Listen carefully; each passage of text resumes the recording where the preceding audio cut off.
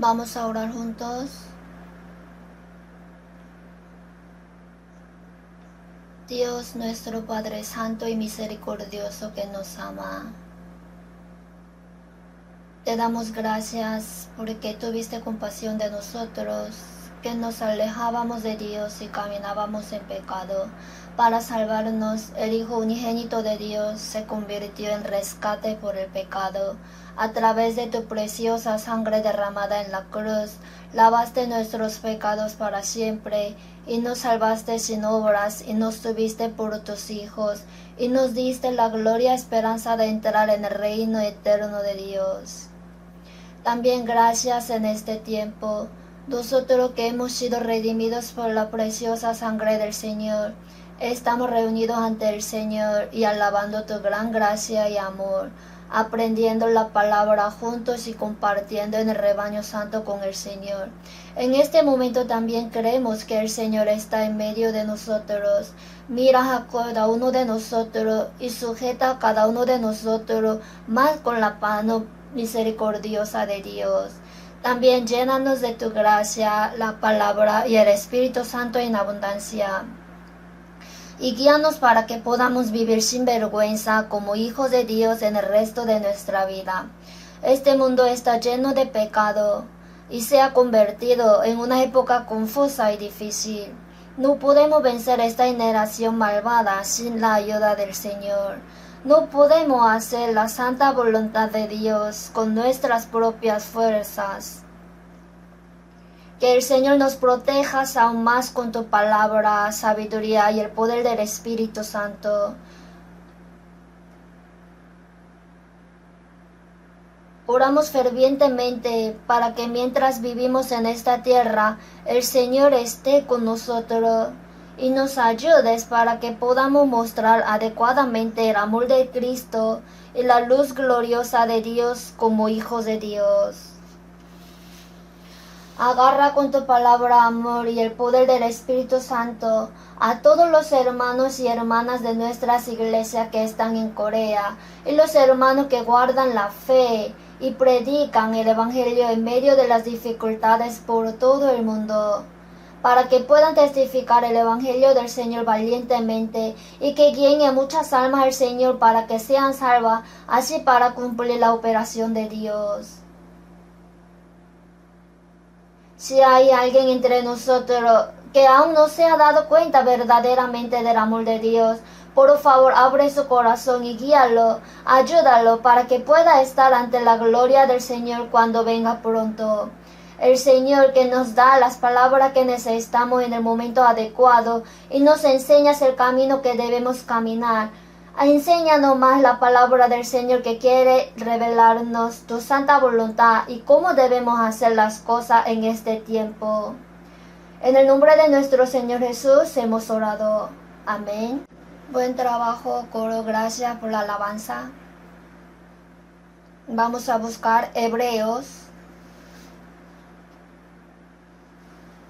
Hebreos capítulo 10.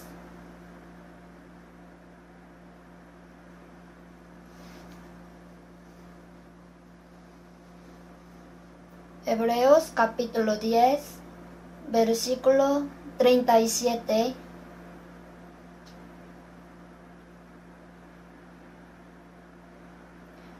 Vamos a ver.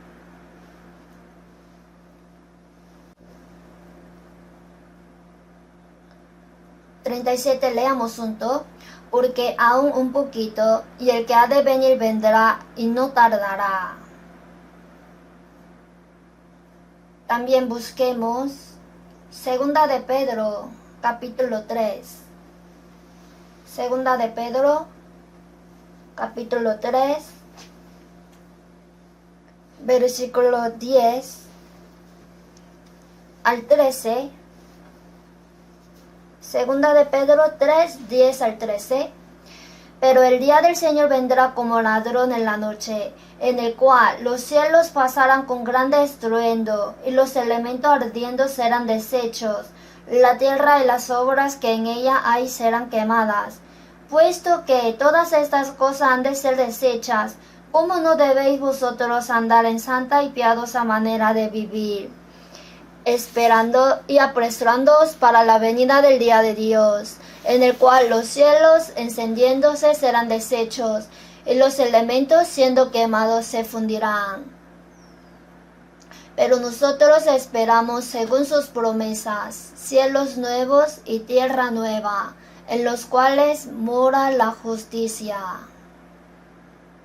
Hasta ahí.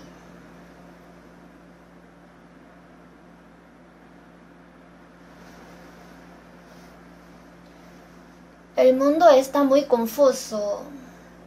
No importa las dificultades que enfrentemos, los cristianos tenemos fe segura y esperanza. Aunque el mundo se vuelve más difícil, deberíamos acercarnos más al Señor, orar más, vivir con fe y anhelando al Señor deberíamos, ¿no? Hoy he elegido el título: Anhelemos al Señor, quien vendrá pronto. Anhelemos al Señor, que vendrá pronto.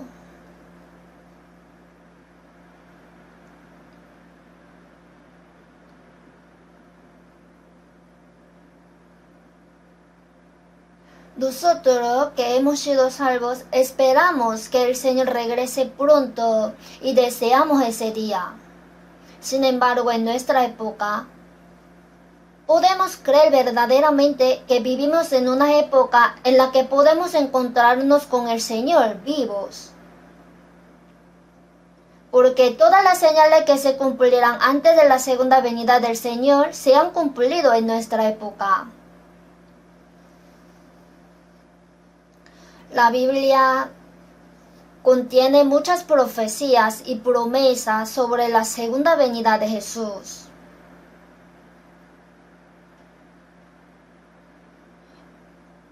En el Antiguo Testamento hay muchas profecías sobre la primera venida de Jesucristo.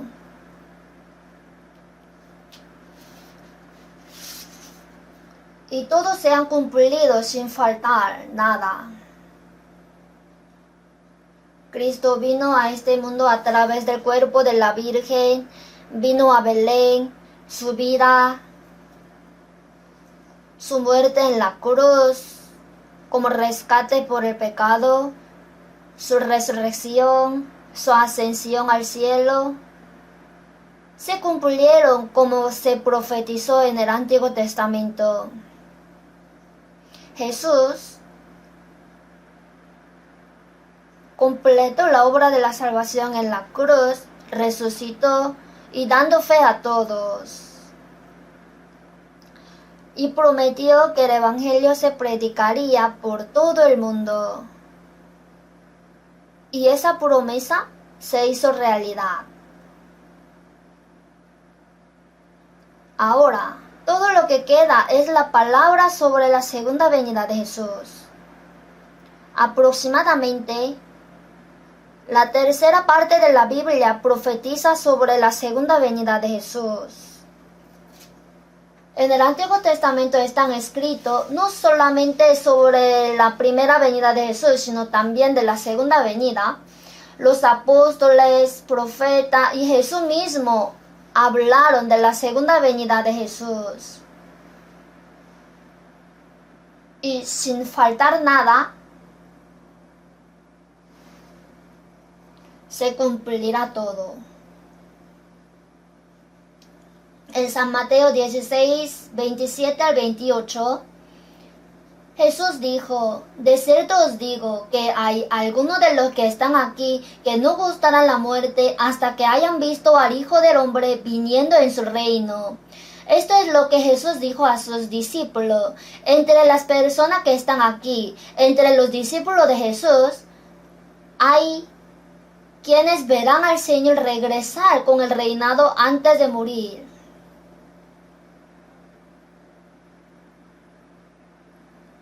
Pero ha pasado mucho tiempo desde que los discípulos de Jesús fueron delante del Señor. Entonces, ¿qué pasó con lo que dijo Jesús? Después de decir eso, apenas una semana después, en San Mateo 17, versículo 1 al 3,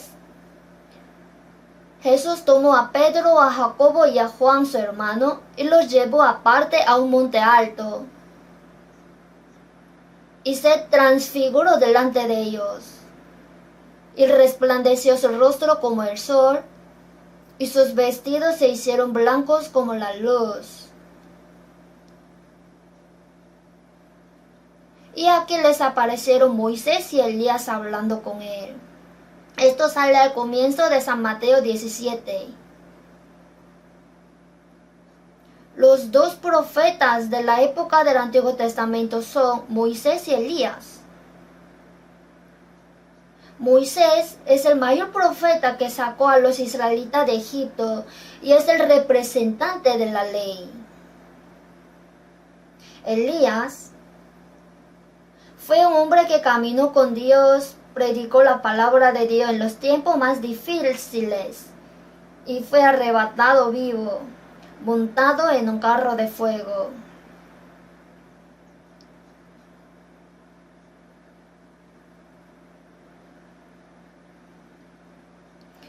Moisés y Elías aparecieron de repente con Jesús. Entonces, los tres discípulos debieron haberse sorprendido mucho al ver eso. Y tenían tanto miedo que no podían abrir los ojos.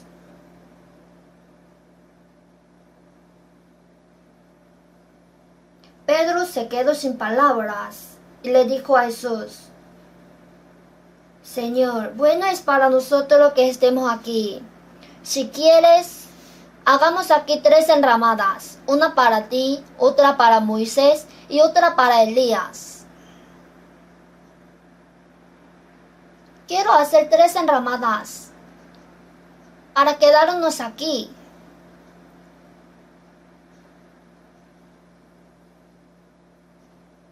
En la Biblia dice, no sabiendo lo que decía,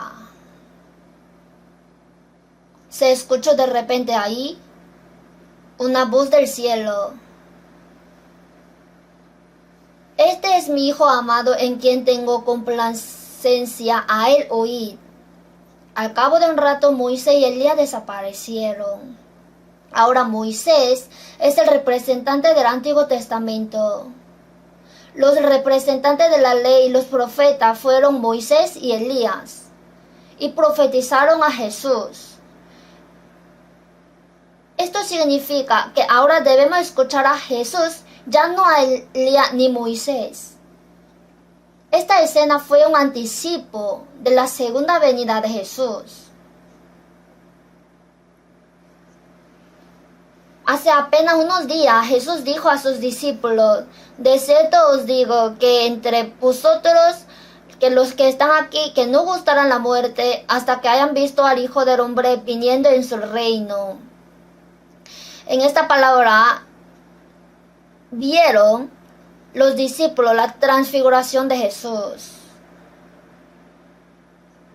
Y Pedro, antes de morir, en 2 de Pedro dijo así. Vamos a ver juntos. 2 de Pedro, capítulo 1, versículo 16. Porque no os hemos dado a conocer el poder y la venida de nuestro Señor Jesucristo siguiendo fábulas artificiosas, sino como habiendo visto con nuestros propios ojos su majestad.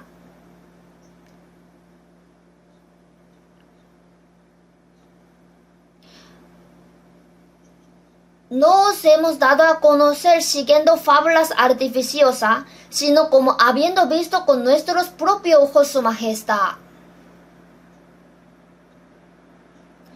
O sea, con su propio ojo han visto. ¿Cuándo? El 17. Pues cuando él recibió de Dios Padre honra y gloria, le fue enviada desde la magnífica gloria una voz que decía: Este es mi Hijo amado en el cual tengo complacencia. Y nosotros oímos esta voz enviada del cielo cuando estábamos con él en el monte santo.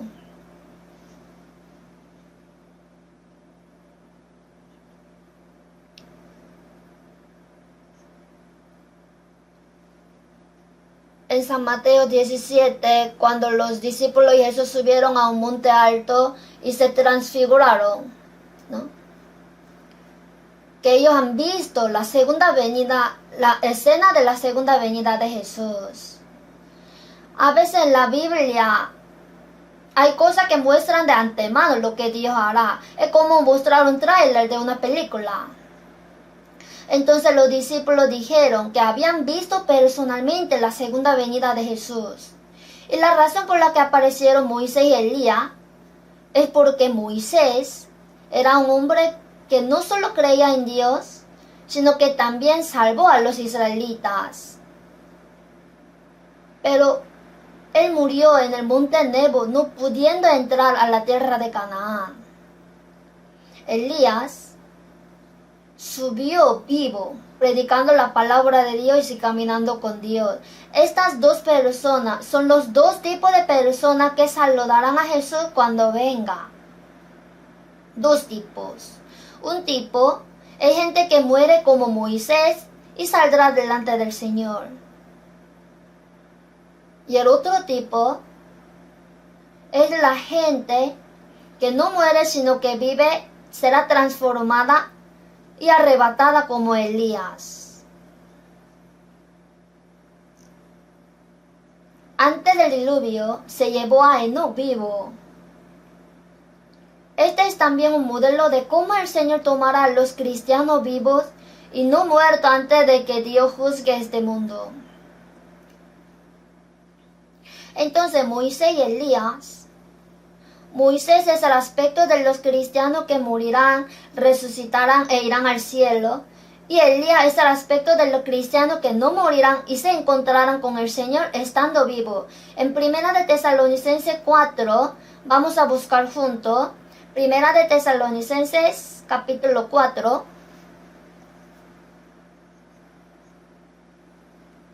Versículo 16.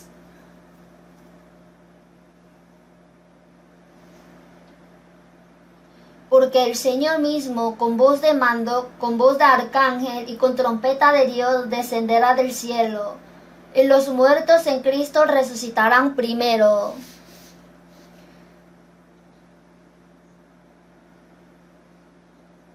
Luego nosotros los que vivimos, los que hayamos quedado, seremos arrebatados juntamente con ellos en las nubes para recibir al Señor en el aire, y así estaremos siempre con el Señor. Esto es lo que Jesús dijo de antemano sobre el escenario de su segunda venida. El Señor mismo con voz de mando descenderá del cielo. El Señor fue crucificado como un pecador para perdonar los pecados de todas las personas del mundo. Sin embargo, cuando Él regrese, Él vendrá en aspecto glorioso. Nuestro Salvador, a quien este mundo ha despreciado, aparecerá de nuevo con gran gloria y majestad. El Señor mismo con voz de mando, con voz de arcángel y con trompeta de Dios. El Señor descenderá del cielo en medio de la gloria. La escena de la segunda venida del Señor sería muy estupenda. Aparecerá con voz de mando, con voz de arcángel y con trompeta de Dios. En ese momento, los muertos en Cristo resucitarán primero. Las almas de los que han sido salvos y han muerto van delante del Señor. El cuerpo está en la tumba, pero también el cuerpo resucitará. En 1 Corintios capítulo 15, en un momento, en un abrir y cerrar de ojos, a la final trompeta, los muertos serán resucitados incorruptibles y nosotros seremos transformados. Los muertos serán resucitados incorruptibles y nosotros seremos transformados.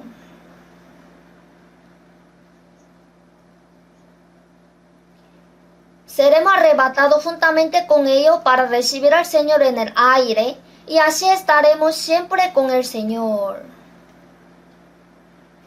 A partir de entonces nunca más seremos separados del Señor y viviremos con Él en su gloria. Pero aquí, debido a que el día de la venida del Señor está cerca,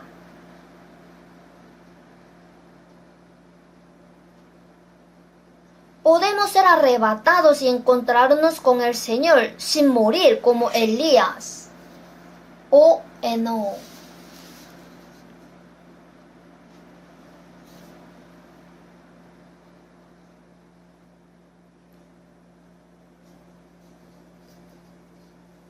Se llama arrebatamiento, en inglés rapture.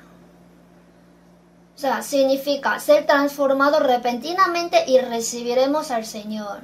De todo modo, es seguro que el día de la segunda venida del Señor está muy cerca. Porque aún un poquito, y el que ha de venir vendrá y no tardará. En Hebreos 10:37 dijo, aún un poquito.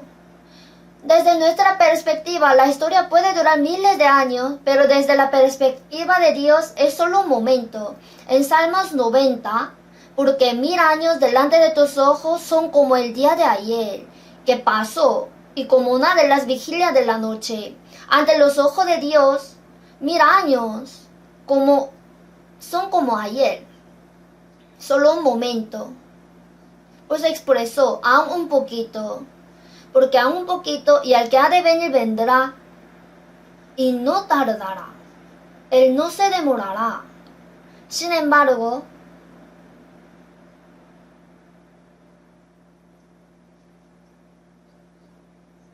podemos creer que vivimos en una época en la que podemos vivir para encontrarnos con el Señor que regresa.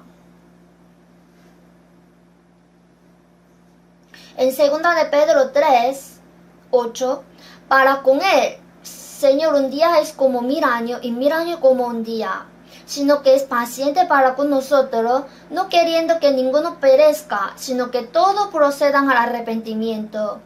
Este largo periodo de tiempo es que Dios ha dado oportunidad a los hombres que aún no han sido salvos para ser salvos.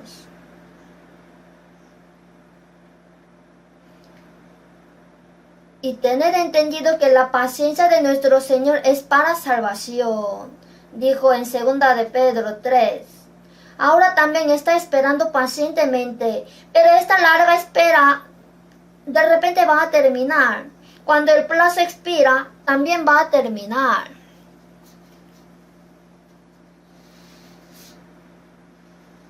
Por eso, es muy seguro que el Señor vendrá otra vez. El que ha de venir vendrá y no tardará. Hay innumerables profecías que dicen que el Señor regresará. Y aproximadamente una tercera parte de todas las profecías de la Biblia hablan de eso, tanto en el Antiguo Testamento como en el Nuevo Testamento. Sin embargo, hay señales que se cumplirán antes de su segunda venida. En San Mateo 24,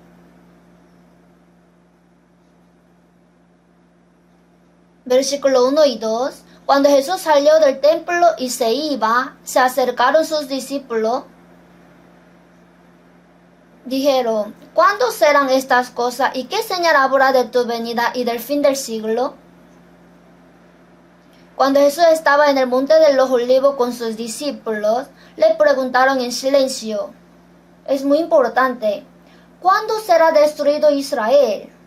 Y también cuando el Señor regrese en el fin del mundo, porque el tiempo de la segunda venida del Señor sería el fin del mundo. ¿Qué señal habrá de tu venida? Si eso hubiera dicho, no hay, ya bastaría. Pero el Señor habló mucho sobre las señales que sucederán.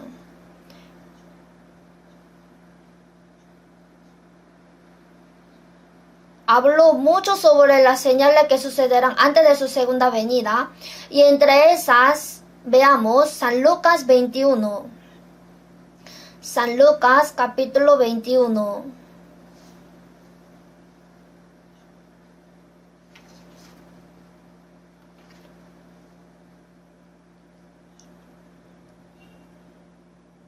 San Lucas capítulo 21, 10.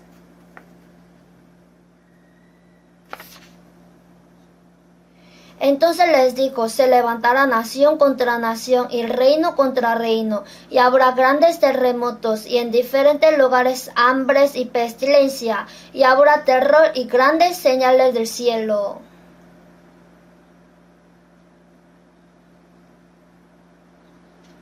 Ahora aquí el Señor simplemente dijo que las señales que se cumplirán antes de la segunda venida del Señor son que se levantará nación contra nación y reino contra reino. Y hay muchos casos como esto. Esta es una guerra de ideas. En nuestro país, entre misma raza, ¿cuántas personas murieron durante la guerra de Corea? Incluso ahora, las personas de la misma raza luchan porque sus ideologías son indiferentes. En realidad es una guerra. Se levantará nación contra nación y reino contra reino.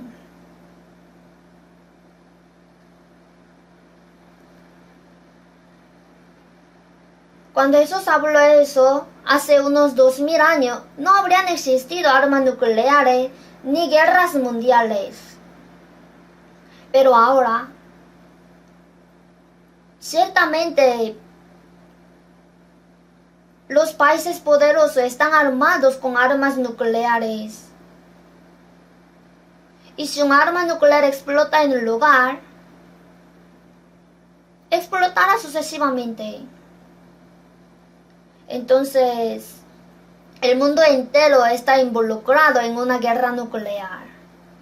Y se llama Tercera Guerra Mundial. Entonces, los científicos dicen que si se estalla una guerra nuclear, todo el planeta se quemará en 30 minutos. No una, sino 100 veces se quemará. Actualmente, 8 países, incluso Corea del Norte, tienen armas nucleares.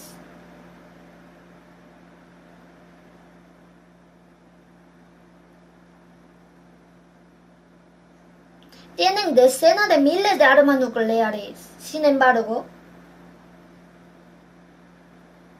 puede quemar no solo una vez, sino más de 100 veces.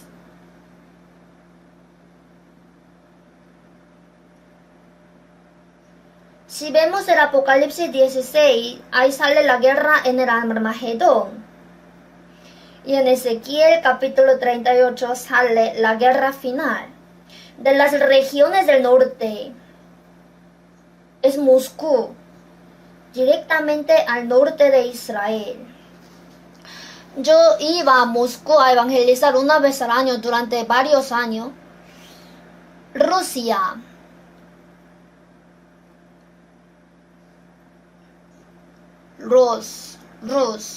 Rusiki, ¿no? Rus, Mesec, Moscú. Todos están ahí. Y cuando Rusia ataque a Israel, hay países que pelean adelante. El país que primero va a atacar es ahora Irán. Anteriormente en la Biblia se llamaba Persia. Durante el reinado del rey Pahlavi era un país proamericano. Pero de repente traicionaron a Estados Unidos y se pasaron al lado prosoviético. Actualmente Irán está preparando y desarrollando armas nucleares.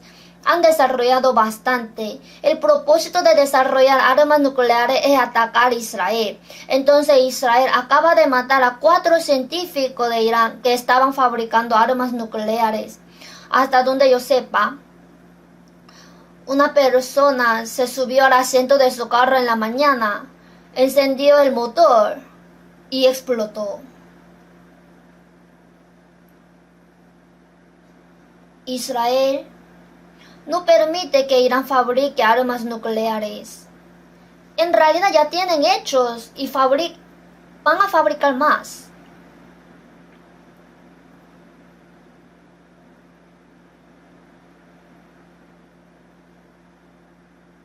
Irán será probablemente el líder, pero en la Biblia el nombre de Persia. Persia, su nombre fue cambiado a Irán. Y en Ezequiel capítulo 38 y 39 se dice que los del extremo norte descenderán y liderarán muchas naciones contra Israel. En Ezequiel capítulo 39 se dice que todos caerán y morirán contra Israel. Y en Ezequiel capítulo 38 hay una historia interesante acerca de Dios perforando arroz con un gancho para que ataque a Israel.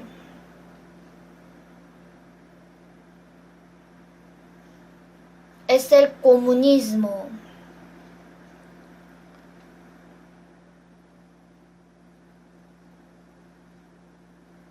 Ahora Putin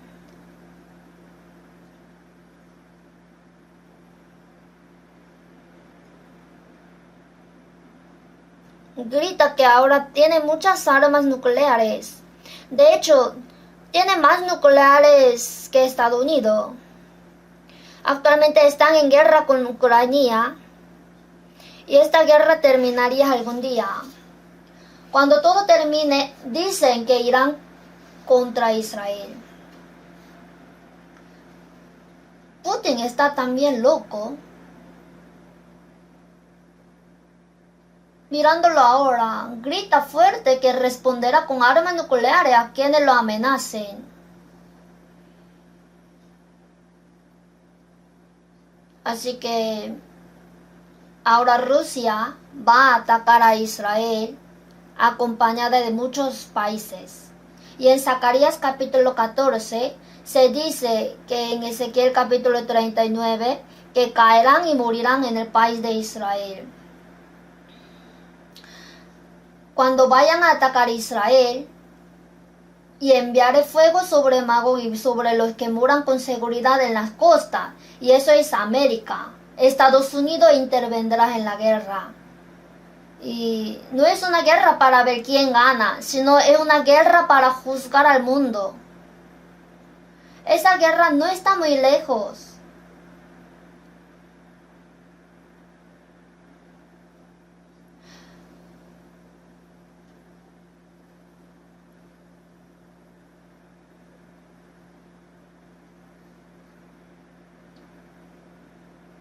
¿Ustedes conocen el reloj del fin del mundo creado por científicos? Dicen que ahora faltan 90 segundos. Eso no lo hicieron los adivinos, sino los científicos, los que calcularon todo y cuánto falta para la crisis de la última guerra y el del fin del mundo. El reloj del fin del mundo está a 90 segundos por acabar. Ahora no contamos en minutos, sino en segundos. Es una bomba de tiempo, algo así. No podemos negar eso. Y en Isaías capítulo 50, 11, todos vosotros encendéis fuego y os rodeáis de tea. Andad a la luz de vuestro fuego y de las teas que encendisteis. Se hundieron las naciones en el hoyo que cohicieron. En la red que escondieron fue tomado su pie. En el pasado, cuando Sodoma y Gomorra fueron destruidas, fuego y azufre cayeron del cielo. El lugar donde cayeron Sodoma y Gomorra es ahora el Mar Muerto, el lugar más bajo de la tierra. Está a unos 400 metros más bajo que el mar Mediterráneo. Allí ni siquiera hay una hierba ni un pez. Es un mar muerto. Todavía hay una fuente termal de azufre allí. Yo también fui allá. Pero al lado hay azufres. Si lo enciende, todo se encenderá. Está hecho del azufre más puro. No hay nada igual en el mundo. Por lo tanto, es seguro que fue destruido por el azufre. Pero cuando se trata de juzgar al mundo al final, no será así. No es necesario que caiga azufre del cielo. Como dice en Isaías 50, andad a la luz de vuestro fuego. y de las teas que encendisteis. Todas explotarán y morirán en la bomba hecha del hombre. Por último, es económicamente difícil a nivel mundial. Y se fabrican un arma para matar a las personas. Piense, todo está loco. Las Naciones Unidas, ONU, están tratando de prevenir el riesgo de guerra y lograr la paz mundial. Pero la ONU no puede evitar la guerra. No se puede garantizar la paz.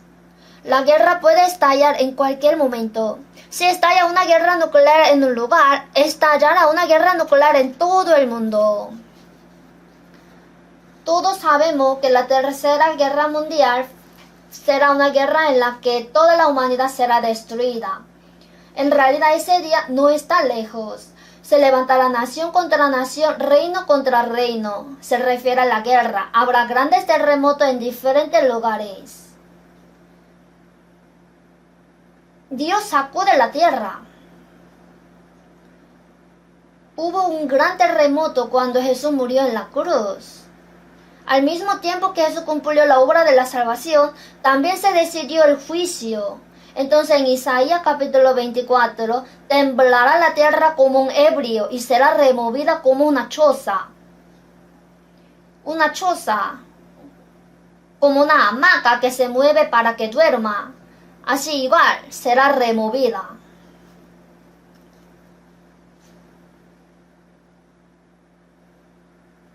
Grandes terremotos. Este desastre natural está ocurriendo en todo el mundo ahora. Hambres. ¿Sabe que hay muchas personas del mundo que están muriendo de hambre debido a condiciones climáticas anormales y falta de lluvia? Comparándonos con ellos, no se sabe cuánta gente se muere de hambre. Hambres, luego pestes. La peste es una epidemia. Hay epidemias en todo el mundo. En el pasado, muchas personas morían a causa de la peste negra. Luego varios virus, pero eran localizados. Terminaba en una región, pero esta vez el virus COVID-19 se extendió rápidamente por todo el mundo, ¿verdad? Afortunadamente las cosas se han calmado un poco, pero no se puede garantizar. Se dice que en el futuro puede producirse una epidemia más aterradora. Por eso habrá grandes terremotos, hambres y peste en diferentes lugares.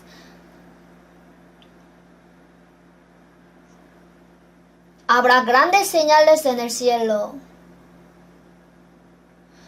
Ahora Dios va a sacudir la tierra.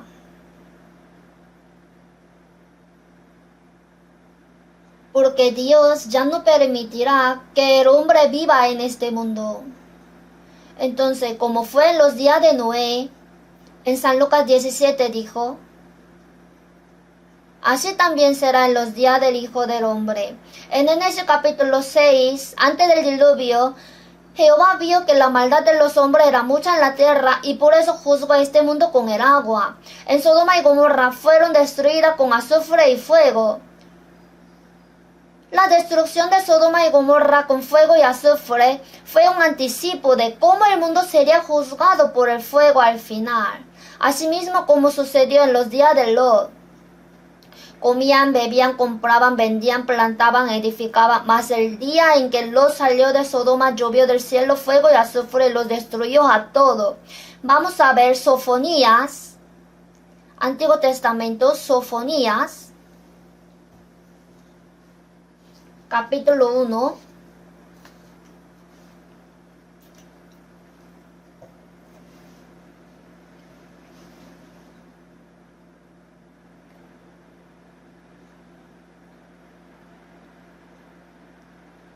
Sofonías capítulo 1 versículo 2 y 3 leo.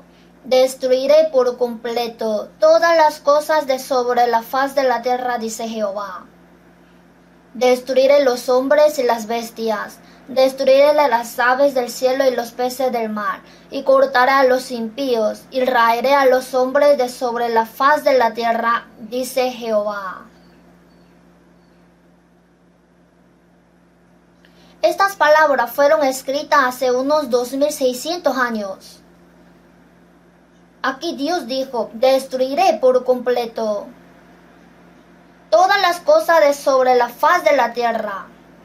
Destruiré los hombres y la bestia. En el juicio los peces del mar no han muerto, pero en el juicio final todos los peces del mar morirán. Cortaré a los impíos y raeré a los hombres de sobre la faz de la tierra. Estas son palabras aterradoras, ¿verdad? Terribles. Es el juicio de Dios. El juicio de este mundo ya ha sido decidido. Por eso en 2 de Pedro 3:6, por lo cual el mundo de entonces pereció anegado en agua, pero los cielos y la tierra que existen ahora están reservados por la misma palabra, guardados para el fuego en el día del juicio y de la perdición de los hombres impíos. Es verdad que este mundo será juzgado con el fuego. Ahora, en Corea del Norte están fabricando armas increíbles y amenazan diciendo que nos van a quemar en cualquier momento. Detrás de ellos, Rusia está ahí. De todos modos, vivimos bajo la amenaza de la última guerra.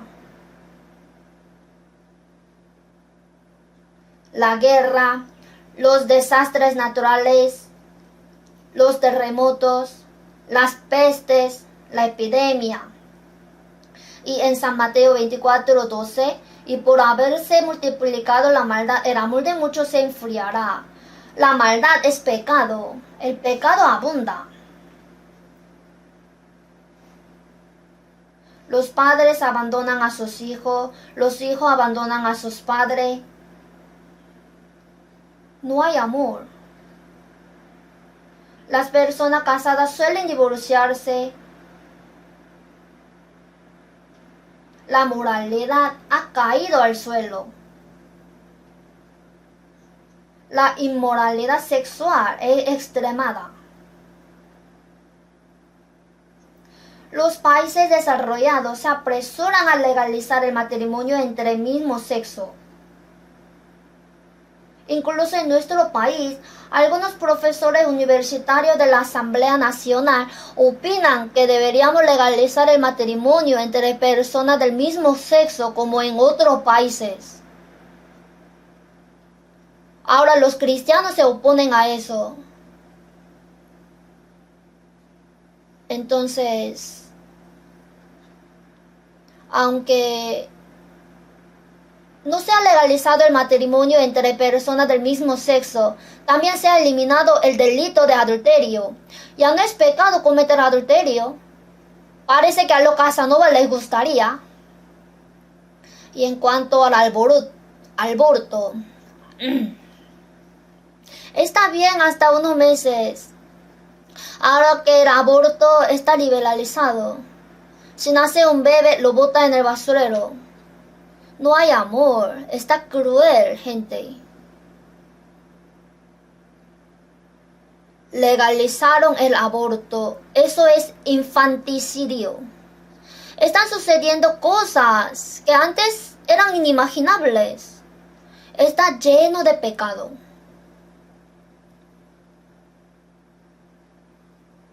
Y en San Mateo 24:14, y será predicado este evangelio del reino en todo el mundo para testimonio a todas las naciones, y entonces vendrá el fin. Cuando Jesús habló, los discípulos todavía no lo creían. La Biblia simplemente estaba escrita en hebreo y algunas partes fueron escritas en arameo. Después que Jesús habló, el Nuevo Testamento estaba escrito en griego y aún no había sido traducido a otros idiomas. Este evangelio del reino será predicado en todo el mundo como testimonio a todas las naciones. Para que sea predicado, la Biblia debe ser traducida, ¿verdad? ¿Sabe a cuánto idioma está traducida actualmente? Ahora se ha traducido a 3.686 dialectos. Hay miles de dialectos en todo el mundo y todas las palabras que se puedan traducir por escrito han sido traducidas hasta los confines de la tierra. Somos el país más oriental. Ha sido predicado hasta los confines de la tierra. Como dice la Biblia, el evangelio que comenzó en Jerusalén se extendió hasta los confines de la tierra. Todo fue transmitido a través de ondas de radio, transporte rápido y documentos. Todas las señales de las que habló el Señor antes de su segunda venida se han hecho realidad en nuestro tiempo. ¿Hay algo que no se haya cumplido? Una de las señales más importantes es la recuperación de Israel. En San Mateo 24:32, de la higuera aprende la parábola. En San Mateo 21, Jesús maldijo una higuera infructuosa, estéril, porque ella se secó y murió. Un hombre llamado Russell escribió un libro titulado ¿Por qué no soy cristiano? Dijo, mi madre fue criada bajo una estricta educación cristiana por mi abuela, pero una de las razones por las que no soy cristiano es porque Jesús maldijo la higuera y la mató. La verdad es que Jesús es raro. Cuando se puso delante de la higuera y no vio ningún fruto, la golpeó con un hacha. Maldita sea la higuera, no lleve fruto. Él pensaba de esta manera. ¿Se enojó Jesús contra la higuera estéril por eso la mató? No, la higuera con solo hoja estéril se refiere a Israel. El árbol que simboliza a Israel es la higuera.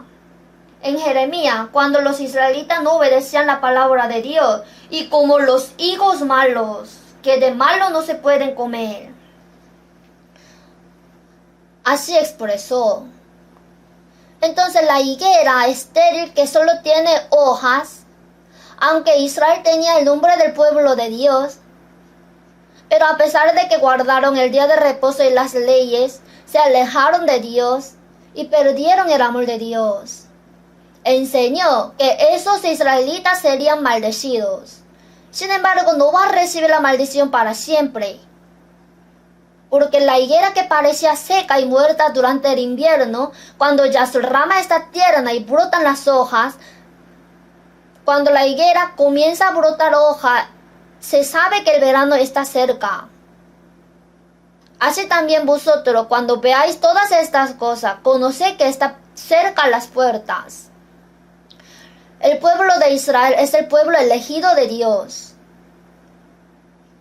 Fue destruido por Babilonia en el año 586 a.C.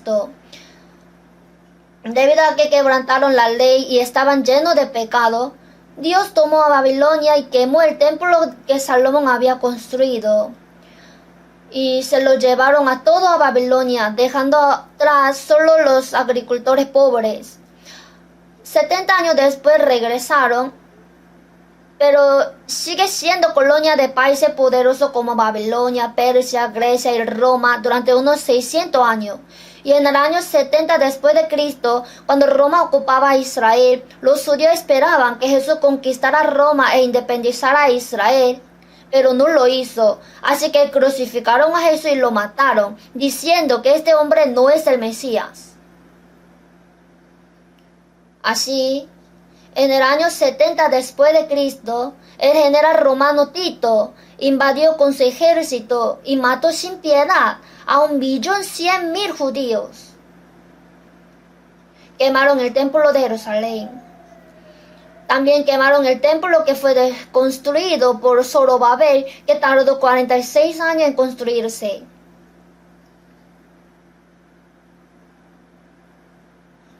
Mataron a 1.100.000 de personas y tomaron 97.000 prisioneros. Ellos fueron llevados a Roma y utilizados para construir el Coliseo. Y mucha gente murió. Eso es lo que ha sucedido históricamente. Y después de eso, no permitieron que los judíos vivieran en la tierra de Israel y lo expulsaron a todo el mundo. Durante 1900 años, ¿cuántas personas han muerto donde quiera que hayan viajado alrededor del mundo?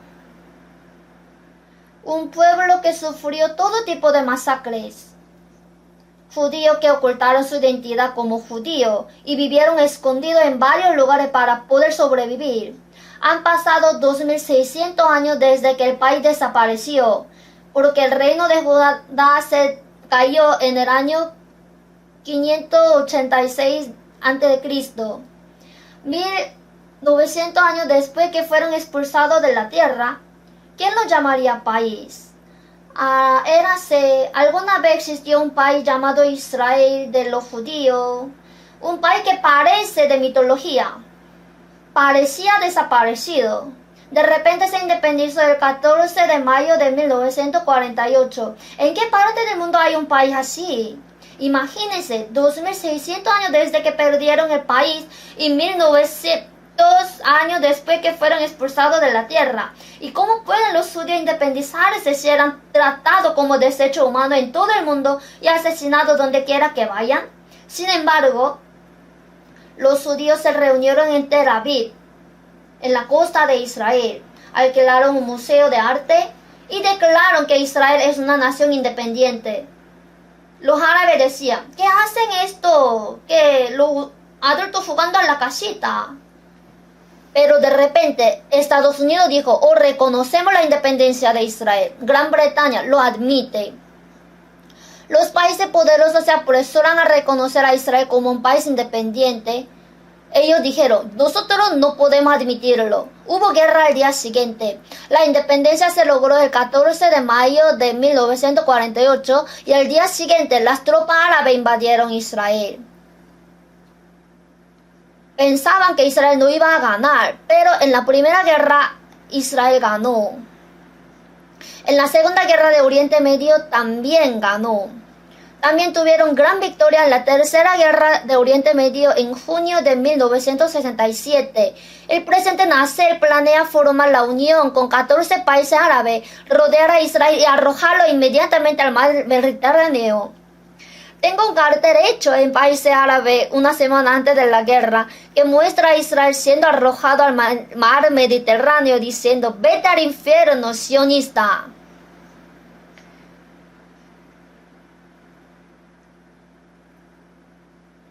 Pero Israel obtuvo una gran victoria en 6 días. Eran de 14 países con 120 millones de habitantes. Israel tenía en ese entonces 2,25 millones de habitantes. Lucharon 2,25 millones de judíos que vivían en la tierra de Israel contra 120 millones. E Israel ganó en 6 días. ¿Se imagina? Y en octubre de 1973, Israel obtuvo una gran victoria en la Cuarta Guerra de Oriente Medio. En ese momento casi estallaba una guerra nuclear, pero Israel volvió a ganar. A los países árabes parecía que sería destruido en un instante. Es un lugar pequeño con una pequeña población. Incluso durante la guerra de los 6 días, Israel tenía una superficie de tamaño como provincia Gangwon-do de Corea. Fue la tierra que tomaron durante la Primera y Segunda Guerra de Oriente Medio. Sin embargo, la fuerza árabe y musulmanes unieron fuerzas, no pudieron ganar. ¿Por qué? No hay nada parecido en la historia de la guerra mundial. ¿Por qué? Quien dispersó a los israelitas también fue Dios. Para dar ejemplo, no solo a Israel, sino al mundo entero, de cuán gran pecado es el rechazar a Cristo. Fueron fueron esparcidos por todo el mundo y asesinados donde quiera que fueran durante 1900 años. Durante la Segunda Guerra Mundial, 6 millones de judíos en Europa fueron asesinados sin piedad. Durante la cruzada, los cruzados mataban a judíos. En cada pueblo por él pasaban diciendo, los judíos son los hijos del diablo que mataron a Jesús. Durante la peste negra decían que los judíos mataron a la persona porque pusieron veneno en el pozo. Si pasaba algo, echaban culpa a los judíos y los mataban. Pero esa nación de repente se independizó. ¿Cómo ahora está? Israel logró una gran victoria en 4 guerras en Oriente Medio. La población de Israel está aumentando mucho más. Se dice que hay alrededor de 8 millones de judíos viviendo en la tierra de Israel. Hay alrededor de 6 millones de judíos viviendo en Estados Unidos y otros 6 millones están dispersos. Incluso si los reunimos a todos, no habrá ni siquiera 20 millones de personas. Será como una población de la capital de nuestro país. Pero están moviendo al mundo. Mire, ¿no es extraño lo que dice la Biblia? Es que aunque los israelitas fueron esparcidos y destruidos por su pecado de rechazar a Cristo, Dios los restauró para mostrar que Él no murió. A medida que los israelitas fueron esparcidos por todo el mundo y la tierra que Dios les dio se convirtió en un desierto, la gente del mundo dijo, oh, Dios de Israel ha muerto. Judíos, siendo el pueblo de Dios, ¿cómo puede ser? ¿Por qué la tierra que Dios dio a su pueblo originalmente era una tierra fértil que fluye leche y miel? ¿Y por qué se convirtió en un desierto? Aunque Israel pecó y fue destruido, para mostrar que Dios no murió y está vivo, restauró a Israel. Incluso hoy en día, muchos judíos todavía ignoran por completo que Jesús, a quien sus antepasados crucificaron y mataron, es el Cristo. Hoy en día, muchos judíos ni siquiera creen en Dios. Durante la Segunda Guerra Mundial, 6 millones de personas fueron asesinadas en campos de concentración. Por mucho que clamaban a Dios cuando lo mataban, Dios no le escuchaba su oración y lo dejó morir. Entonces ellos dicen, no existe Dios. Muchos judíos no creen en Dios ahora. Tel Aviv tiene el mayor número de homosexuales del mundo. Entre los judíos dicen, no hay Dios. Ni siquiera creo en Dios. Hay muchas personas que lo dicen. Pero ¿por qué Dios está ayudando a Israel? En Ezequiel capítulo 36, Israel es restaurado no por el bien de la nación, sino por causa de su nombre, para mostrar evidencia de que Dios está vivo. Y mientras Dios está restaurando a Israel, si alguien quiere destruir a los israelitas, es oponerse a Dios y al plan de Dios. Cuando Dios destruye a los israelitas, nadie podría ayudar. Pero asimismo, cuando Dios restaura a los israelitas, ninguna nación puede destruirlos. Y dijo que los israelitas nunca más serán destruidos en el futuro. Entonces, un país que seguirá luchando contra Israel es lo mismo que intentar luchar contra Dios. Si pudiera borrar a los israelitas de la faz de la tierra, podría hacer que toda esta Biblia sea una mentira. Tiene que pensar en esto. Los israelitas muestran evidencia de que Dios está vivo. Entonces, ahora no es importante lo que hagan los israelitas, sino que Dios está detrás de Israel. De modo que ningún país puede ganarle a Israel. Mire estos días. ¿Qué pasó cuando Amán lanzó miles de misiles para destruir a Israel en un instante? Decenas de miles de personas murieron en Gaza.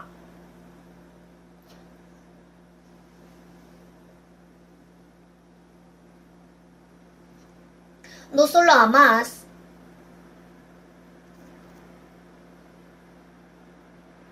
sino también Irán Y los países que se oponen a Israel siguen luchando, siendo un pequeño país.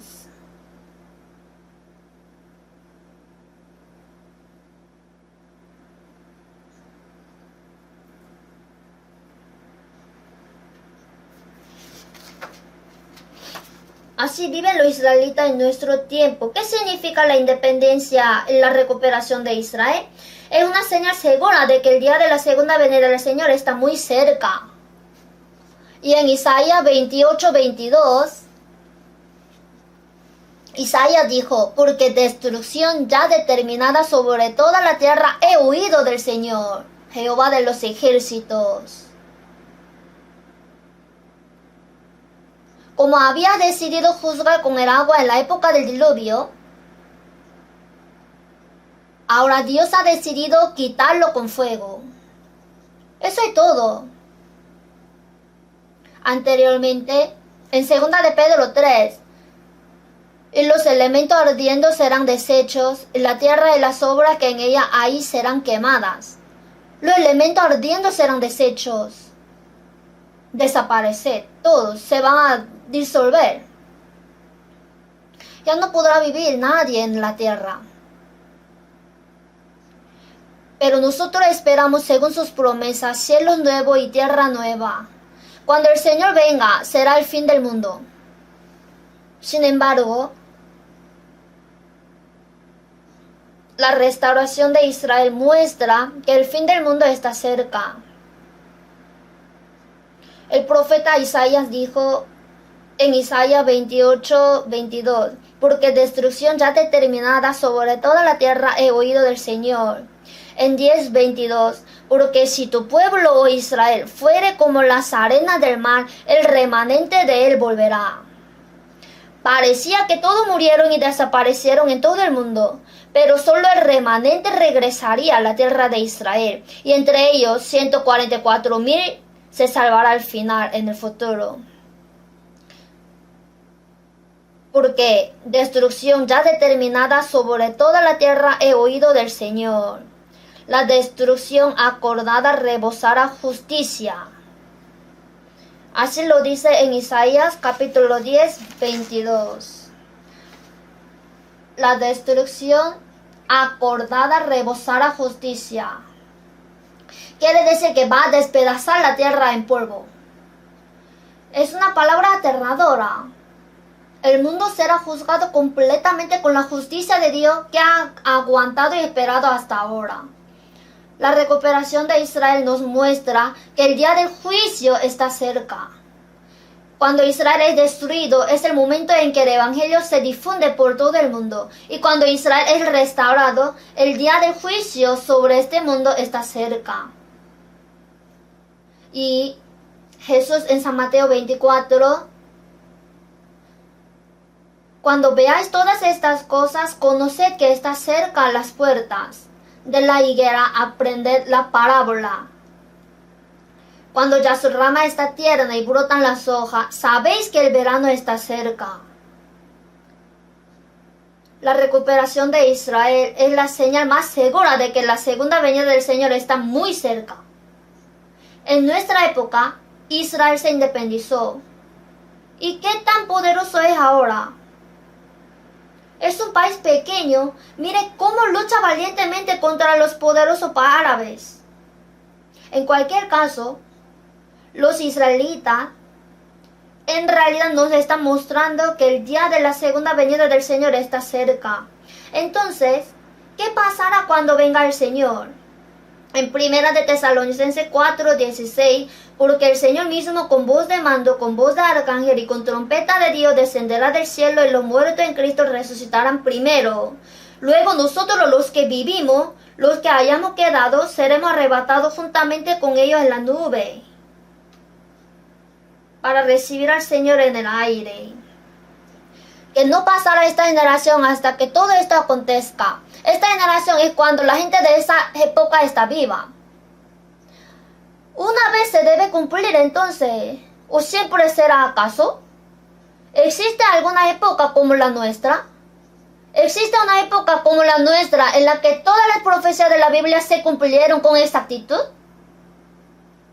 Incluso si el Señor viniera hoy, no habría ningún problema con la Biblia, porque todas las profecías se han cumplido. Y ahora lo que Dios ha estado esperando durante tanto tiempo es para que más almas se salven.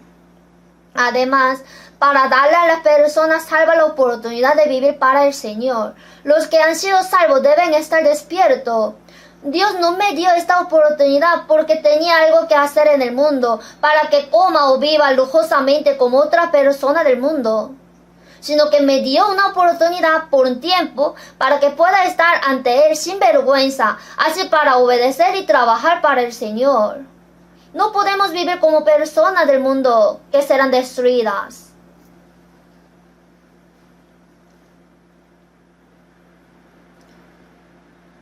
Y Filipenses 3, vamos a buscar Filipenses 3, versículo 20.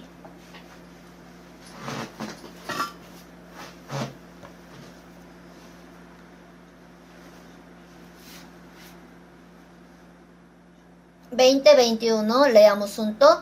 Mas nuestra ciudadanía está en los cielos, de donde también esperamos al Salvador, al Señor Jesucristo, el cual transformará el cuerpo de la humillación nuestra, para que sea semejante al cuerpo de la gloria suya, por el poder con el cual puede también sujetar a sí mismo todas las cosas.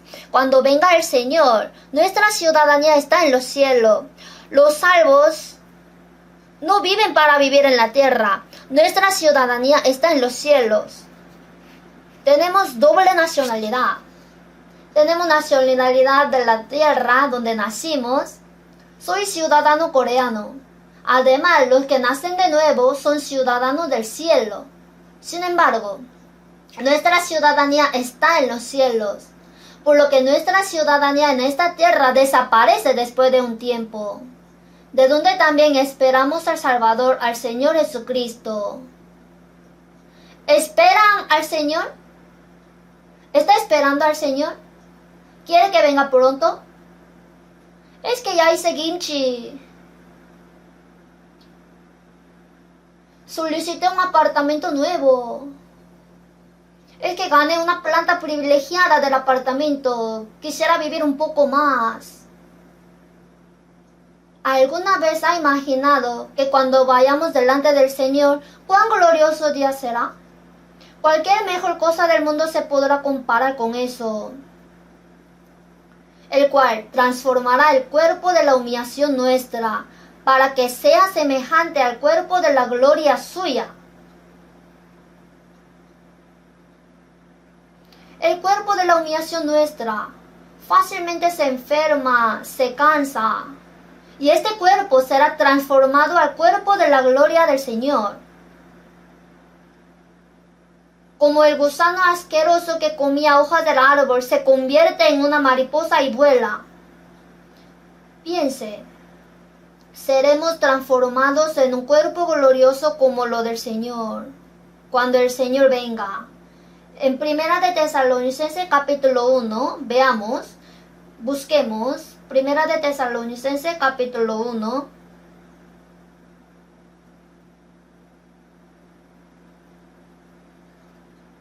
uno, 10,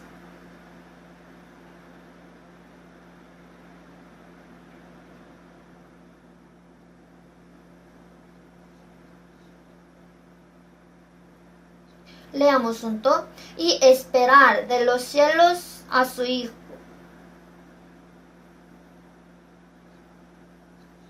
1:10, leamos junto, y esperar de los cielos a su Hijo, al cual resucitó de los muertos, a Jesús, quien nos libra de la ira venidera. Y esperar de los cielos a su Hijo, al cual resucitó de los muertos, a Jesús, quien nos libra de la ira venidera. ¿Por qué viene? Para librarnos de la ira venidera. La ira venidera es la ira de Dios que va a juzgar a las personas que hasta el final no creyeron ni recibieron la salvación. La ira venidera será la gran tribulación final de este mundo. Jesús, quien nos libra de la ira venidera. Así como Dios tomó a Enoc antes del diluvio, Dios nos toma antes del juicio final de este mundo. Algunas personas dicen, una persona salva va a pasar por 7 años de tribulación. No. Así como se llevó a Enoc antes del diluvio, nos saca a todos nosotros de la ira de Dios.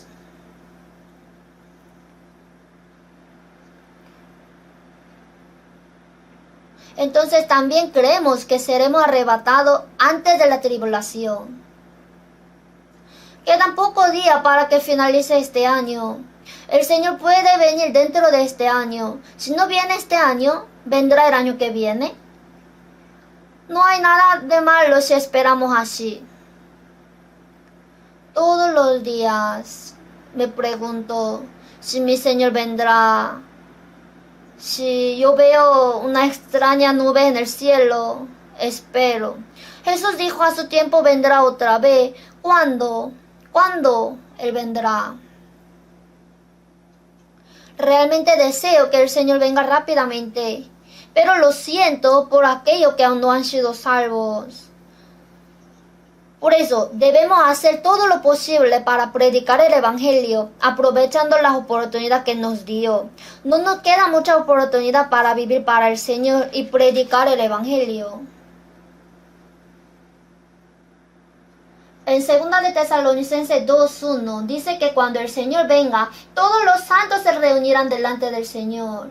Los santos de la era del Antiguo Testamento, los santos que fueron salvos y fueron al Señor en la época del Nuevo Testamento, y los santos que están vivos en esta tierra y serán transformados. Así, todos los salvos cuando venga el Señor, con los ángeles del cielo. Imagínense la escena. Va a ser espectacular. En el Apocalipsis 7:9, he aquí una gran multitud, la cual nadie podía contar, vestidos de ropas blancas y con palmas en las manos. Los santos que fueron salvos en ese momento se reunirán cuando venga el Señor. Así conoceremos a todos los santos que fueron antes, los santos de la época del Antiguo Testamento. Conoceremos ante el Señor a todas las personas que conocimos en la Biblia, al apóstol Pablo, al diácono Esteban que fue apedreado, a Pedro. En 1 Corintios 13:12, mas entonces veremos cara a cara. Ahora conozco en parte, pero entonces conoceré cómo fui conocido.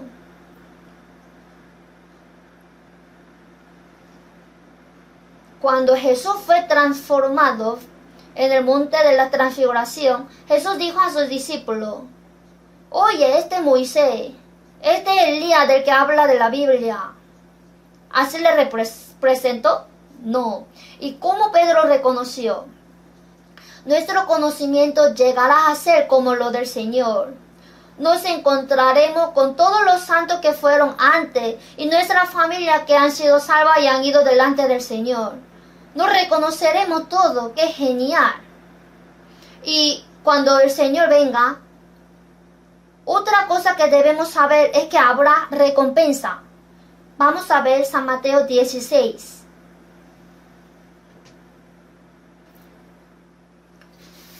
San Mateo capítulo 16. 27, veamos, 16, 27, leamos juntos. Porque el Hijo del Hombre vendrá en la gloria de su Padre con sus ángeles, y entonces pagará a cada uno conforme a sus obras. Porque el Hijo del Hombre vendrá en la gloria de su Padre con sus ángeles, y entonces pagará a cada uno conforme a sus obras. A cada uno se refiere a los salvos, aunque hemos recibido la misma salvación. La forma en que cada persona vive después de ser salva es diferente. como lo hizo cada persona. En el Apocalipsis 22:12, he aquí yo vengo pronto y mi galardón conmigo para recompensar a cada uno según sea su obra. A cada uno según sea su obra. Recibimos la misma salvación por la gracia de Dios, pero la recompensa, o sea, la gloria ante el Señor, será diferente. Entonces, en 1 Corintios 4:5, cuando el Señor venga, algunas personas recibirán alabanza de Dios. Buen siervo y fiel. Alguien va a reprender, siervo malo y negligente. ¿Qué piensa? ¿Usted merece recibir la alabanza? ¿Vive anhelando la venida del Señor? ¿O vive ciegamente como la gente del mundo, pensando solamente en cómo comer o vivir bien? Nuestra última esperanza está en el Señor. En Salmos 39, 6 al 7, ciertamente el rey de Israel, David, dijo, ciertamente como una sombra es el hombre, ciertamente en vano se afana, amontona riqueza y no sabe quién las recogerá. Y ahora, Señor, ¿qué esperaré? Mi esperanza está en ti. El gran rey David, que conquistó todos los países vecinos y estableció un reino unificado, dijo, ciertamente como una sombra es el hombre, ciertamente en vano se afana, amontona riquezas y no sabe quién las recogerá.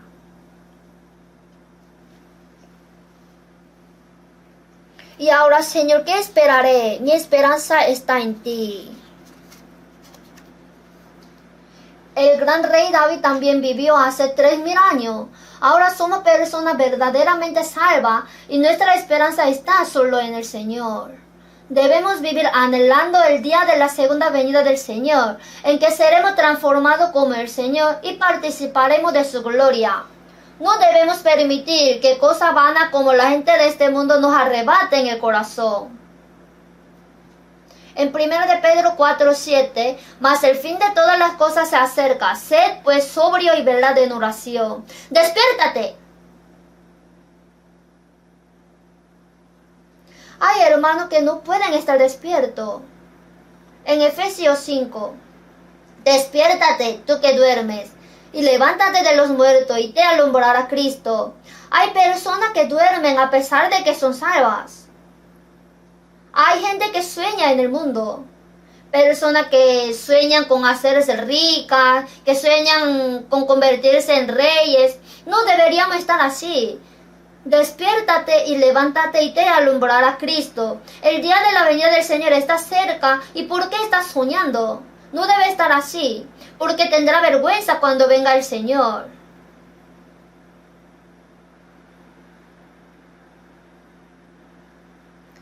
En San Juan 9:4,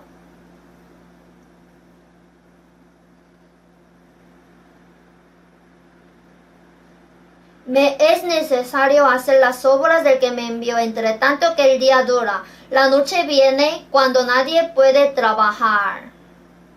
La noche en que nadie puede trabajar llegará pronto. Esta es la última oportunidad que nos da. El sol está a punto de ponerse por el oeste. ¿Hemos hecho nuestro trabajo ya? Si va delante del Señor, ¿podrá recibir alabanza y su gloria?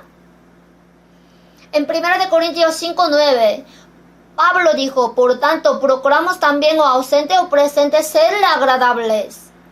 Porque es necesario que todos nosotros comparezcaremos ante el tribunal de Cristo, para que cada uno reciba según lo que haya hecho mientras estaba en el cuerpo, sea bueno o sea malo. ¿Por qué intenta agradar al Señor aunque viva o muera? Porque es necesario que todos nosotros comparezcamos ante el tribunal de Cristo. Todo lo que pasó antes de recibir la salvación ya no existe. Eso no se cuenta. La forma en que vive después de ser salvo está todo calculado. Es una recompensa, la recompensa eterna. Si vamos ante el Señor hoy, nos arrepentiremos mucho. Si hubiera sabido que eso sucedería, habría vivido una vida mejor para el Señor. Se arrepentiría tanto de haber vivido una vida cobarde por las vanidades del mundo o por los deseos de su propia carne. todavía tenemos una oportunidad. Tenemos deseo de vivir fuertemente para el Señor. Si pensamos que cuando venga el Señor, Él pagará a cada uno según lo que haya hecho, entonces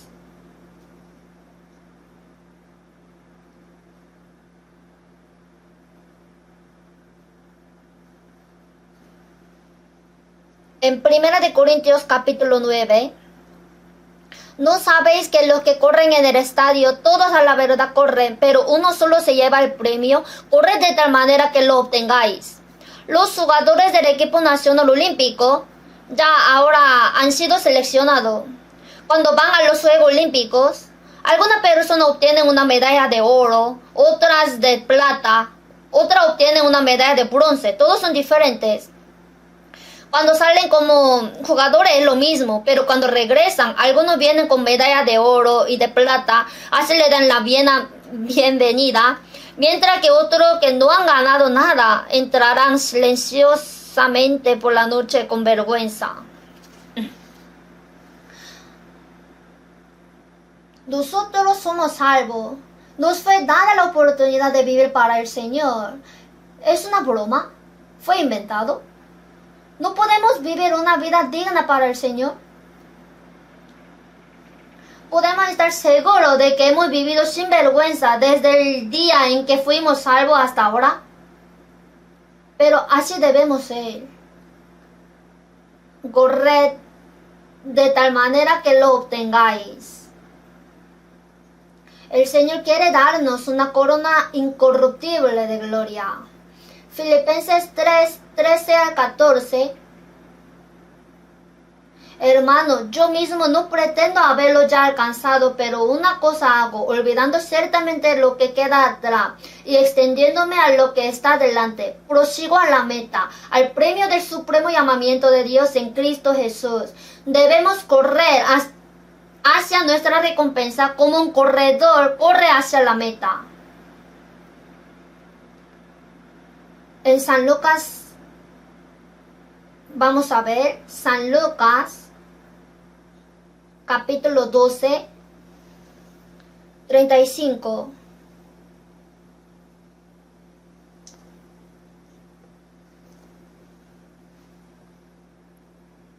Leamos juntos. Estén ceñidos vuestros lomos y vuestras lámparas encendidas. Estén ceñidos vuestro lomo y vuestras lámparas encendidas. Que con la lámpara de palabra tiene que estar despierto. No está diciendo que debe quedarse quieto y no dormir. Cuando toca dormir tiene que dormir, pero la mente tiene que estar despierta. No debemos apagar la lámpara de la palabra de Dios, sino debemos encenderla y esperar que el Señor venga.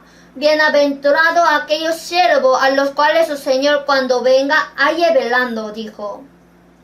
Realmente necesitamos permanecer despiertos porque el día de la venida del Señor está cerca.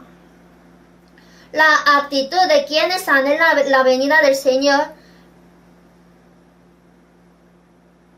es, por supuesto, estar despiertos.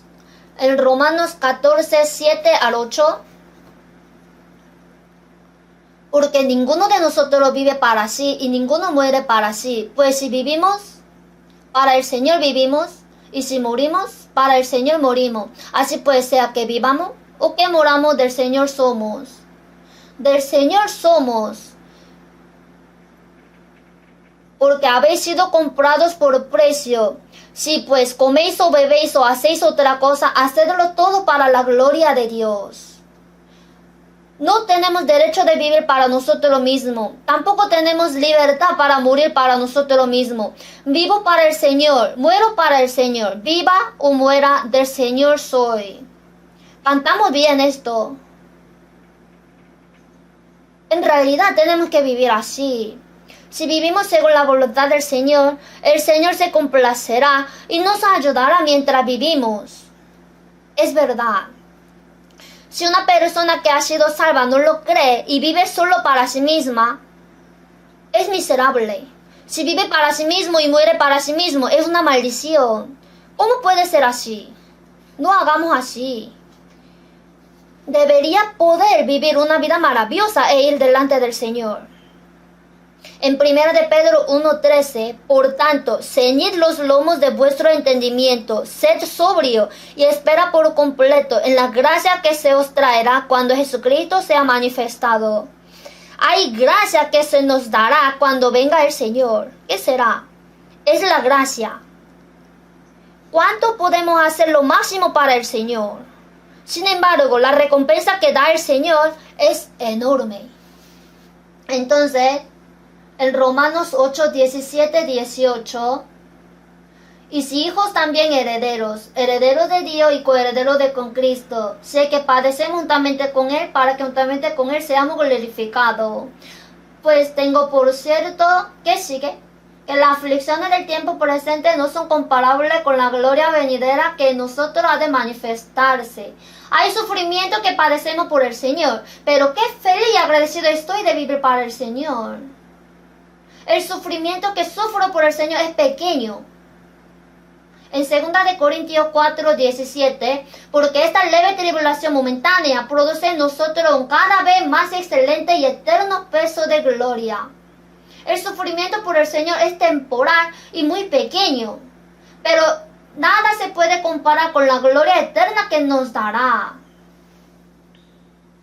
Vivimos un poco para el Señor y el Señor nos dará la gloria eterna. Y eso es la gracia que el Señor nos dará cuando venga.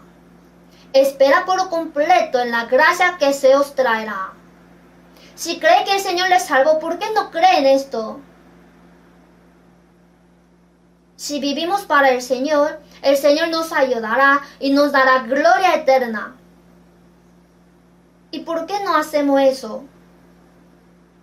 Creemos que el Señor murió en la cruz y perdonó nuestros pecados para siempre con su sangre y que nos llevará con Él cuando regrese. Creer en esto es sorprendente, pero ¿por qué no creemos que Él está con nosotros en nuestra vida? Debemos creer. No os afanéis por vuestra vida, qué habéis de comer o qué habéis de beber, ni por vuestro cuerpo, qué habéis de vestir. Porque los gentiles buscan todas estas cosas, pero vuestro Padre Celestial sabe que tenéis necesidad de todas estas cosas. ¿Que entonces está diciendo que simplemente abra la boca y mira al cielo y que me quede quieto? No, más busca primeramente el reino de Dios y su justicia, y todas estas cosas os serán añadidas. Si obedecemos la palabra del Señor y vivimos según su voluntad, Dios será responsable de todo lo que necesitamos. Qué lindo es dejarle la vida y la muerte a Dios. Entonces el Señor nos ayudará y nos permitirá vivir para su gloria. No sé cuántas oportunidades nos queden, pero no queda mucha. Solo quedan unas pocas oportunidades para vivir para el Señor y predicar el Evangelio. Ahora aprovechemos esta última oportunidad que nos ha dado. Si hasta ahora no han podido vivir según su voluntad, desde ahora en adelante vivamos diligentemente para el Señor y el Señor estará con nosotros y nos ayudará. Ahora tenemos nuestro retiro de invierno y oren por el seminario de la Biblia que habrá en enero para que muchas almas sean salvas. Deben orar mucho. No podemos hacer esto sin la ayuda de Dios. Por eso orar mucho es un privilegio que nos dio. Las personas que no oran están abandonando el privilegio que Dios le ha dado. Y esto no debe suceder.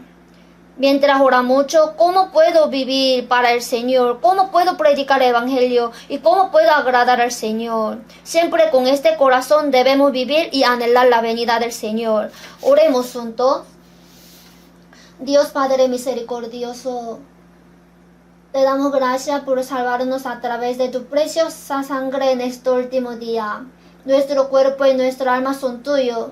Ahora ayúdanos para que nunca más a vivir para nosotros mismos ni morir para nosotros mismos en el resto de nuestra vida. Guíanos, aunque vivamos o muramos, todo lo que hagamos sea para tu gloria. Guíanos a todos nosotros con tu palabra para que podamos estar sin vergüenza cuando venga el Señor pronto. En el nombre de nuestro Señor Jesús hemos orado. Amén.